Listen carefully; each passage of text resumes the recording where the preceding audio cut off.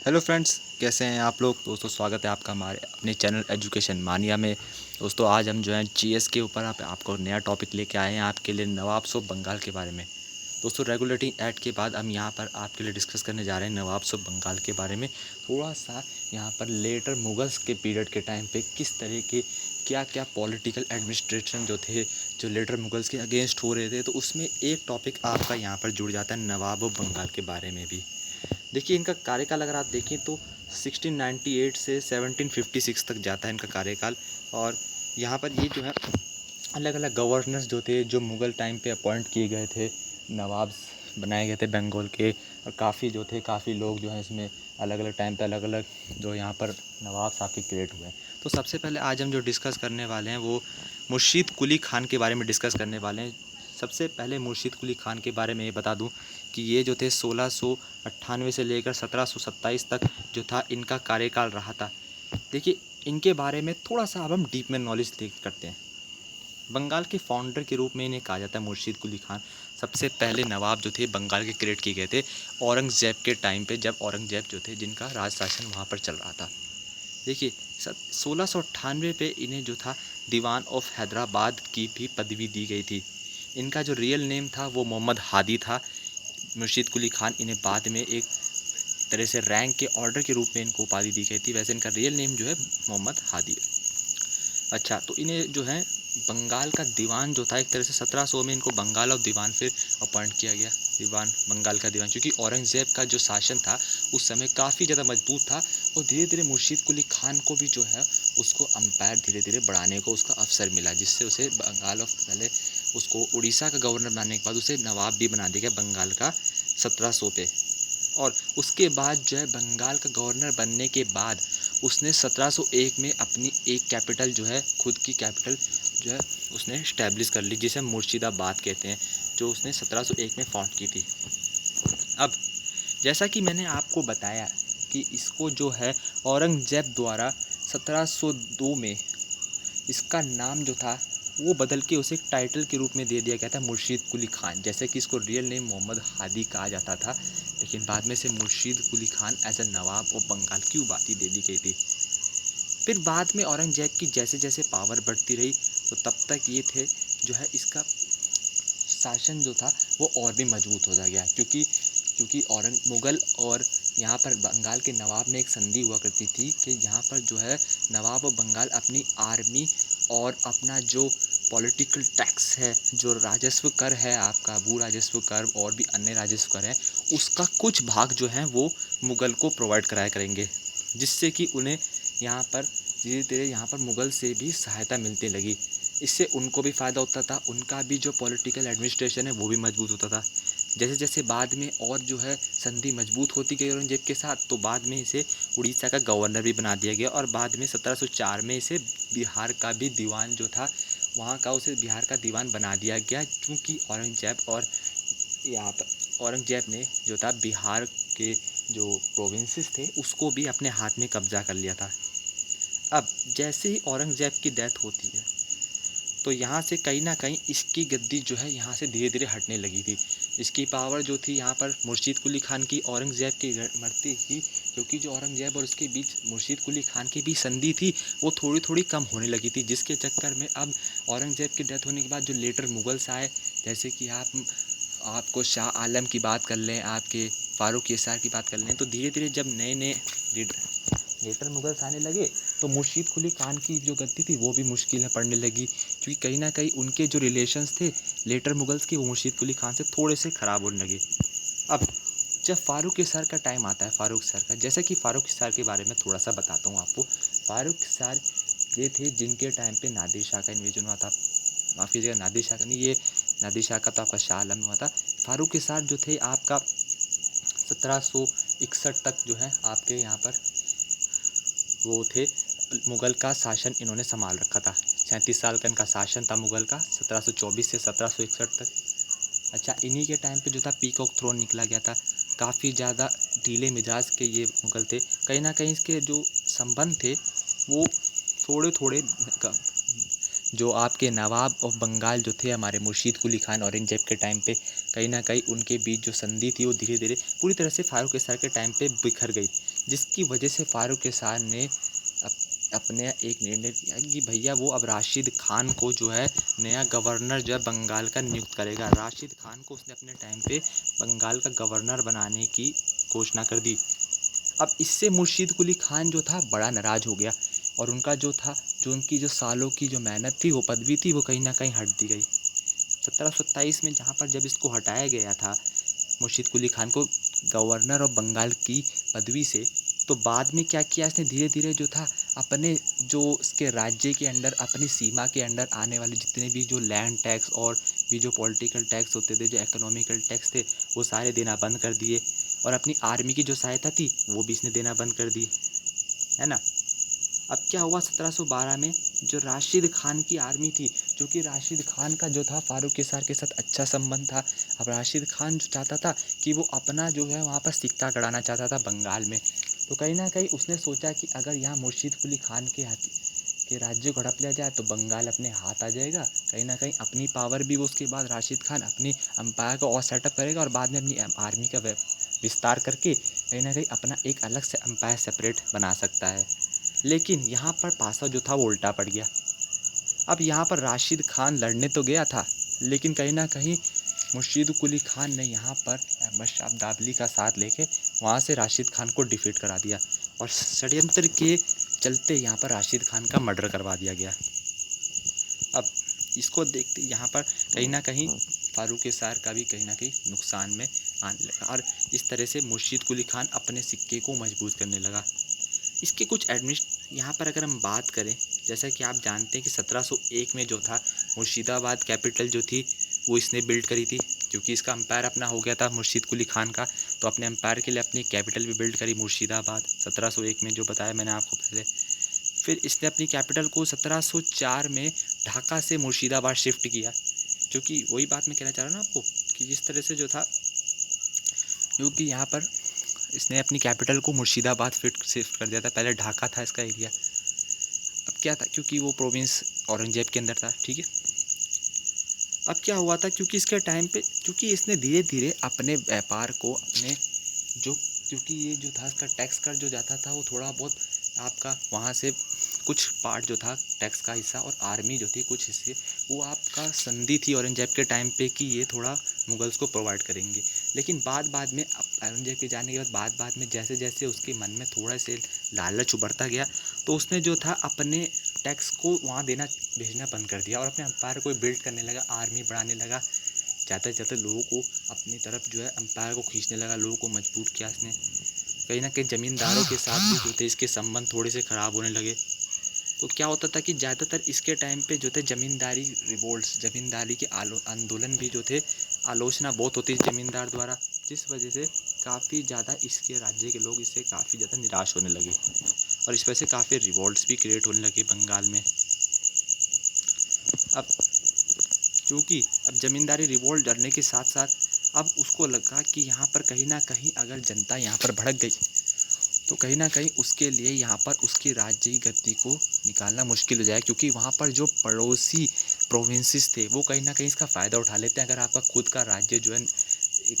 जो है एक मुश्किल परिस्थिति में पड़ जाए। अब इसके लिए उसने एक नई land policy, land tax policy जो थी भू करके नए कुछ पॉलिसीज़ निकाले, नई स्कीम्स निकाली, ताकि इससे लोगों को से भी टैक्स निकाला जाए ज़्यादा और किसी तरह का जो है किसी भी तरह का राज विद्रोह ना हो, लोगों की तरफ से जनता का विद्रोह ना हो। अच्छा, तो क्या हुआ कि उसने जो है एक लैंड सेटलमेंट पार्ट जो है एक जागीर लैंड इजरा नाम से उसने एक लैंड सेटलमेंट टैक्स लेने का एक उसने पार्ट बनाया, एक नया स्कीम खोली जिसका नाम खलीसा लैंड इजरा नाम से जो था उसने एक अपना स्कीम खोली, पॉलिसी खोली लैंड टैक्स प्रोवाइड करने की। तो इस तरह से उसने जो है वहाँ से टैक्स का भी जो कर प्रतिशत था वो थोड़ा सा कम किया, लेकिन दूसरे जो आपके व्यापारिक सामान थे वहाँ से जो था उसने अपना टैक्स बढ़ा के कहीं ना कहीं लोगों से थोड़ा सा अपनी सहानुभूति लेने के नाम पे ज़्यादा से ज़्यादा अपने माल व्यापार की बिक्री अपने ही राज्य के अंदर करवाता रहा, एक्सपोर्ट ज़्यादा होते रहे, जिस वजह से और कहीं न कहीं उससे सरकार को भी इनडायरेक्टली फ़ायदा उठा रहा। अब 1727 में मुर्शीद कुली खान की मृत्यु होने के बाद यहाँ पर जो था शासन थोड़ा-सा मुश्किल में आ गया और वहीं पर शुजा उद दौला ने यहाँ से फ़ायदा उठा के मुर्शीद कुली खान को युद्ध में हराता है वो 1727 में, और वहाँ पर वो शासन ले लेता है। अब शुजा उद दौला के बारे में यहाँ पर, शुजा उद दीन के बारे में यहाँ पर माफ़ कीजिएगा डिस्कस करेंगे। शुजा उद दीन जिसने 1727 से 1739 तक रूल किया। एक तरह से ये सक्सेसर था मुर्शीद कुली खान का, जो कि उसका सन इन लॉ था। एक तरह से वो उसके रिलेशन में सन इन लॉ लगता था। अच्छा, चूँकि इसके टाइम पे भी काफ़ी हिंसा होने लगी, राज विद्रोह काफ़ी होने लगे। या क्या किया इसने कि जो था, तो शुजा उद दीन खान के बारे में बात करेंगे, जो उसका सन इन लॉ था मुर्शीद कुली खान का। अब क्या हुआ, शुजा उद दीन खान भी काफ़ी तरह से उसके टाइम पे भी राज विद्रोह काफ़ी होने लगा लोगों के बीच। कहा जाता था कि वो भी एक भ्रष्ट राजा था। उसके टाइम पे ऐसे भ्रष्ट जागृतियाँ उत्पन्न होने लगी, ऐसे कुछ तत्व उत्पन्न होने लगे जो कहीं ना कहीं लोगों से पैसा ऊँटते थे, उसके फाइनेंशियली एडवाइज़र के रूप में बनने लगे। जैसे कि बात करो हम राय ए आलम चंद की, जगत सेठ की, हाजी अहमद अली वर्दी खान की, तो ये सब जो थे उसके टाइम पे उसके एक तरह से फाइनेंशियल एडवाइज़र थे। राय आलम उसका बहुत टैलेंटेड फाइनेंशियल एडवाइज़र था, जो अपनी राज्य से किस तरह से लूटपाट मचानी है, राज्य के लोगों से किस तरह से भ्रष्टवादी के साथ लूटपाट मचानी है। तो एक तरह से आप कह सकते हैं मलेच्छ राजा के रूप में इसको हम कह सकते हैं। काफ़ी उग्रवादी, जनता पे अत्याचार करने वाला एक शुजा उद दीन खान होता था एक तरह से, और काफ़ी मतलब गलत एक्टिविटी से यहाँ पर इसके बारे में कहा जाता था कि एक बहुत ही गलत हरकतों से भी कई बार जो था इसके राज्य के लोग बड़ी इससे परेशान रहते थे।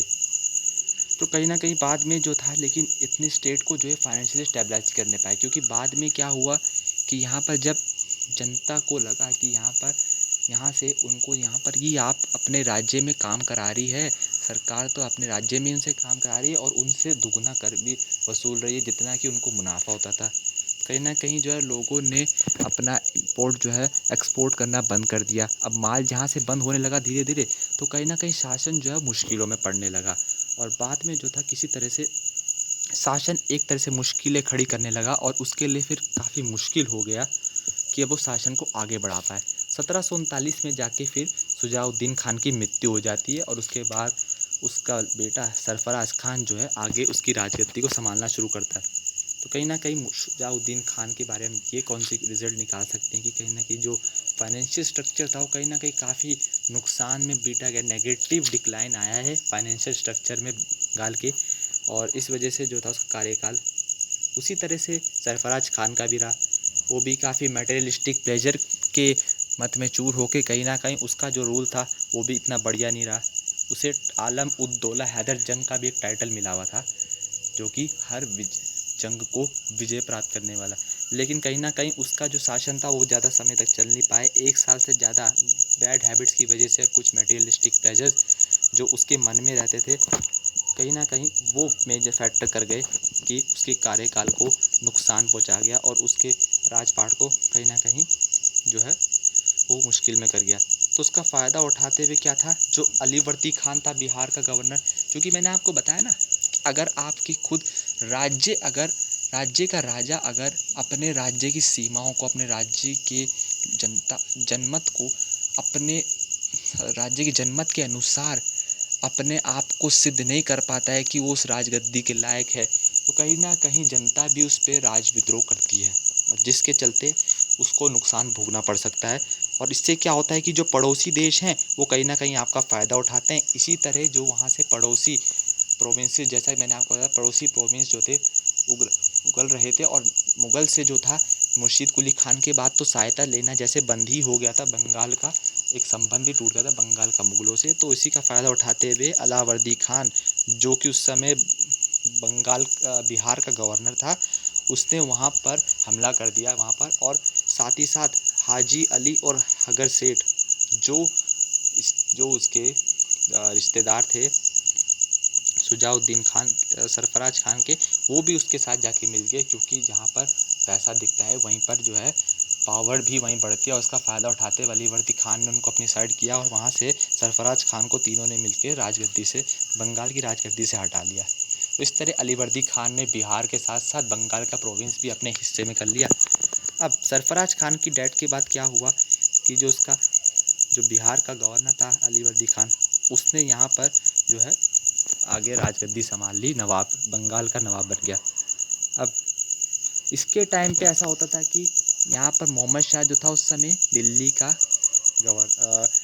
का एम्पायर था। मोहम्मद शाह जो था उस समय रूल कर रहा था और कहीं ना कहीं जो मुग़ल के रिलेशन थे वो कहीं ना कहीं ख़राब हो रखे थे। मोहम्मद शाह से जो था अलीवर्दी खान का रिलेशन पहले से ही ख़राब था, जब से वो बिहार का गवर्नर था तभी से उनके बीच जो थे रिलेशंस बहुत ख़राब थे। तो इस वजह से संबंधी को ये देखते हुए कि वहाँ पर मुग़ल एम्पायर काफ़ी बड़ा और काफ़ी अच्छे विस्तार का था, क्योंकि ब्रिटिश प्रेसिडेंसी से भी उनके उस समय संबंध काफ़ी मिले जुले थे और नादिर शाह का भी वहाँ पर कहीं ना कहीं वो इन्वेजन था। तो इसका फ़ायदा यहाँ से सिचुएशन को अपने हाथ पे रखने के लिए वो मुग़ल को वहाँ पर 2 करोड़ रुपए की संधि करता उनके साथ कि वो 2 करोड़ रुपए का उन्होंने कहा कि हम आपको अलीवर्दी खान कहता है कि हम आपको 2 करोड़ रुपए देंगे और बदले में हमें जो है यहाँ पर बंगाल की प्रोविंस को यहाँ पर हमें शांतिपूर्ण रहने दी जाए। तो ऐसे में क्या हुआ है कि कहीं ना कहीं उसने लोगों से कर वसूलने शुरू कर दिए, ताकि वहाँ पर मुग़ल को वहाँ से एक तरह से उनको वहाँ पर लगान देने के लिए यहाँ से उसने लोगों की जनता से कर वसूलने शुरू कर दिए और कहीं ना कहीं जनता ने उनके खिलाफ कहीं अपना असहमति प्रवाहित करनी शुरू कर दी। अब इसका फ़ायदा उठाते हुए जनता के जनमत जो था वहाँ पर जनमत का सिंहासन डोलने की वजह से अब उनके पड़ोसी प्रोविंस मराठास ने भी उसका फ़ायदा उठाने के चक्कर में जो है यहाँ से बंगाल के प्रोविंस को हड़पने की कोशिश करनी शुरू कर दी और कंटिन्यूसली वो 1742 से 1751 तक 10 साल तक लगभग वो लगातार हर प्रतिवर्ष वो उन पर अटैक करते रहे, जिससे उनकी आर्मी स्ट्रक्चर और मिलिट्री एडमिनिस्ट्रेशन स्ट्रक्चर और सुपरविजल पावर्स भी जो थे कहीं ना कहीं कमज़ोर होते जा रहे थे। तो ऐसे में जो थे अलावर्दी खान ने लगातार मराठाओं के अटैक से देख के अपनी आर्मी की संख्या घटती देख के कहीं ना कहीं सीखा कि कहीं ना कहीं वो नुकसान में डूब रहा है। तो इससे उसने मराठाओं के साथ संधि करी कि वो हर सालाना 12 लाख रुपए उनको प्रोवाइड करा करेंगे, ताकि मराठास और उनके बीच किसी भी तरह का अवैधिक संबंध ना हो और मराठास उन पे आने वाले समय पे कभी भी हमला ना करें। ये हर साल की संधि थी कि उन्हें 12 लाख उन्हें हर साल उन्हें प्रोवाइड करने थे। अब ऐसे करते करते जो था यूरोपियन मर्चेंट्स और कंपनी जो थी उन्होंने यहाँ पर फ़ायदा उठाना शुरू कर दिया, लेकिन चूँकि अलाहाबादी खान जानता था कि यहाँ पर वो इसका फ़ायदा उठा के अपना यहाँ पर व्यापार को बढ़ा सकते हैं अपनी ईस्ट इंडिया कंपनी लाने के लिए, तो उसने अपने राज्य में दुगना कर लगाने की एक नई पॉलिसी लगा दी कि जो भी यहाँ से यूरोपियन कंट्री कोई भी यूरोपियन कंपनी को अपना सामान बेचता है उसे यहाँ पर सरकार को उसके दुगना अपने कर को कुछ प्रतिशत में ज़्यादा दे के और व्यापारियों के मुकाबले कुछ प्रतिशत ज़्यादा कर देना पड़ेगा, क्योंकि उसे पता था कि यूरोपियन कंट्री यहाँ पर जो है इसका फ़ायदा उठा के अपना एम्पायर यहाँ पर बंगाल पे इस्टेब्लिश कर सकती हैं। अब चूँकि अलावर्दी खान का सिंहासन फाइनेंशियली वीकन होने लगा, तो इसके बाद जो था उसके ग्रैंडसन सिराजुद्दौला ने आगे जो है इस गद्दी को संभाला, जिसका काफ़ी ज़्यादा इम्पोर्टेंट रोल आपको नज़र आता है पूरे बंगाल के प्रेसिडेंट में। चलिए और चीज़ बताता हूँ इसके बारे में। सुबर्णरेखा रिवर की जो पॉलिसी थी वो भी जो था उसी के टाइम पे हुई थी। बंगाल क्योंकि सुबर्णरेखा रिवर से यहाँ पर जो था काफ़ी उसकी जो एक ट्रिब्यूटरी थी वो इधर की तरफ बंगाल में जो था उसका इम्पोर्टेंट रोल बन जाता था इंडस्ट्रियल रूप से, तो उसको एक बंगाल की पॉलिसी से यहाँ पर पॉलिसी के जरिए सुबर्णरेखा रिवर को बंगाल के प्रेसिडेंसी के अंडर किया। तो चूँकि उसके बाद क्या जैसा कि मराठाओं का अटैक जो था वो ज़्यादा होने की वजह से उसने कहीं ना कहीं, जैसे मैंने बताया आपको कि मराठास के अटैक की वजह से अलावर्दी खान की जो आर्मी स्ट्रक्चर थी, मिलिट्री स्ट्रक्चर था, सुपरविजल पावर थी, वो कहीं ना कहीं कमज़ोर होती जा रही थी, जिसका फ़ायदा फ्रेंच और इंग्लिश कंपनी उठाती है और वहाँ से वो अलावर्दी खान से युद्ध में उनसे 1756 के युद्ध में उनसे जीत कर यहाँ पर हड़प लेती है। तो कहीं ना कहीं जो था अलावर्दी खान वहाँ पर 1756 के युद्ध में फ्रेंच और इंग्लिश कंपनी से मारा जाता है। 1756 में यहीं से उसका कार्यकाल को समाप्त हो जाता है। तो दोस्तों हमारा आज के लिए इतना ही था हमारे वीडियो में, और उम्मीद करता हूँ कि आपको जो कि बंगाल के मैंने पृष्ठभूमि समझाने की कोशिश की है, बेसिक स्ट्रक्चर से आपको एक आइडिया देने की कोशिश की किस तरह से बंगाल और मुग़ल से रिलेशन बना है, इंटरलिंक करके बताया मुग़ल और बंगाल में क्या रिलेशन थे और किस तरह से बंगाल का पॉलिटिकल एडमिनिस्ट्रेशन, फाइनेंशियल एडमिनिस्ट्रेशन जाया था। उम्मीद करता हूँ कि आपको ये जो इसका root plotting of this history थी, बंगाल की हिस्ट्री, वो कहीं न कहीं आपके दिमाग में समझ आई होगी। उम्मीद करता हूँ वीडियो आपको पसंद आई। दोस्तों वीडियो को लाइक, शेयर, सब्सक्राइब जरूर कीजिए क्योंकि हम आपको यहाँ प्रोवाइड करते हैं free content only and only Education Mania channel. Thank you very much.